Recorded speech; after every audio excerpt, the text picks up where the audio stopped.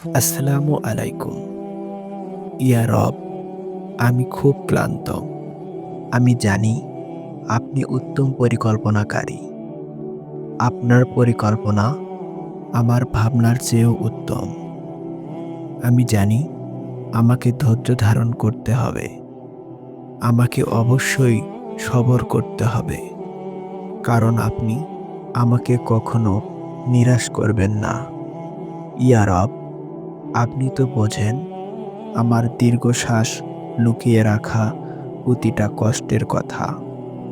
আপনি তো দেখেন আমার প্রতিটা অশ্রুর ফোঁটায় অপূর্ণ হাজারো স্বপ্নের মৃত্যুবরণ। ইয়া রব, আমি জানি আমার প্রতিটি দীর্ঘশ্বাসে লুকানো কষ্টগুলোকে আপনি একদিন আনন্দের অশ্রুতে পরিণত করে দিবেন ইনশাআল্লাহ। ভিডিওটি ভালো লাগলে আমাদের চ্যানেলটি সাবস্ক্রাইব করে আমাদের পাশে থাকবেন।